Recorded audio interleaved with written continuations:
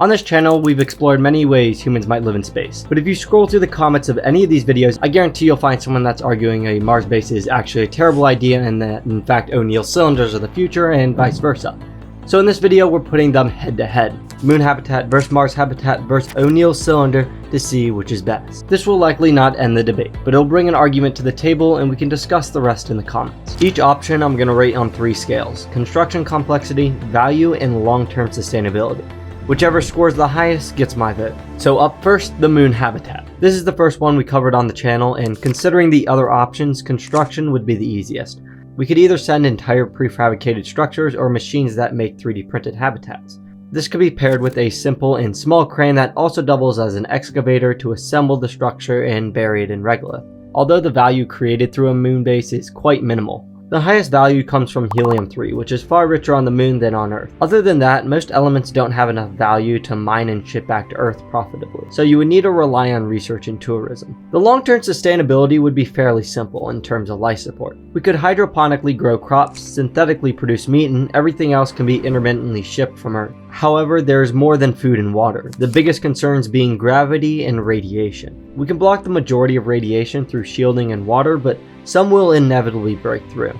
There's some proposed solutions to low gravity like pharmaceuticals and rotating cylinders, but with the gravity being only 16% of Earth's, it wouldn't be easy. My final rating for the moon is an 8 out of 10 for construction, meaning it's relatively easy. Value is set at a 4 out of 10. I personally put a lot of value on science, plus helium-3 could be used for nuclear fission in the future. Finally, for long-term sustainability, I'll be rating it a 6, mainly deducted because of gravity and radiation. The second contender is Mars. Construction is similar to a moon habitat, except the travel time is more like 7 months with a window every 26 months, while the moon is 3 days and a window just about every day. The value created through a Mars base is also quite minimal. Exporting anything back to Earth becomes even more costly, and tourism would have such an exorbitant price tag, it's unlikely with current technology. This means most value would be derived from research.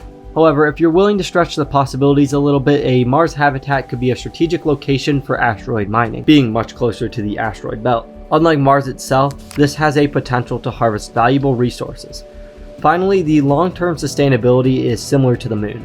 Mars regolith may be easier to transform into suitable soil, but I would imagine most farming would still be done hydroponically since it's easier to control. Resupplies would be few and far between, and the issue of radiation and gravity doesn't get much better. My final rating for Mars is a 6 out of 10 for construction, 5 out of 10 for value, and 5 out of 10 for long-term sustainability. The final option is an O'Neill cylinder. This is a concept we haven't covered much on this channel, so for those who don't know, an O'Neill cylinder is a theoretical space habitat that uses centrifugal force to make artificial gravity. The construction would be the biggest trade-off. You almost need a moon colony just to build an O'Neill cylinder.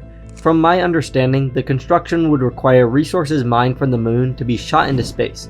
Then automated space manufacturing facilities would be used to construct the habitats. Though the value of an O'Neill cylinder shouldn't be looked past. An O'Neill cylinder would be a command center for space-based utilities like solar and satellite, and would found the future of space exploration much more practically than a Mars or moon base. This is because an O'Neill cylinder can be moved, and ships coming and going don't need to break away from gravity, which can save a monumental amount of fuel. The long-term sustainability of an O'Neill cylinder is hard to estimate. If done correctly, I'm sure they could sustain themselves, and resupplies would be the easiest of the 3 because it's close and there's no gravity. The part I'm unsure about is maintenance, and this could make or break the long-term sustainability. For this video, I'm going to assume it takes a fairly decent amount of maintenance, but feel free to disprove me in the comments. With all this in mind, I'm going to give construction a 3, value a 7, and long-term sustainability a 7, mainly because it's the only option that addresses gravity. So for the end rating, a moon habitat comes in with an 18 out of 30. A Mars habitat gets a 16 out of 30, and an O'Neill cylinder gets a 17 out of 30. Let me know your rating for these on a scale of 1 to 30. If we get enough people to respond, I'll pin a comment showing the averages, and that will truly determine which one is the best option. But for now, that's it for me, so I'll see you guys again in the next video.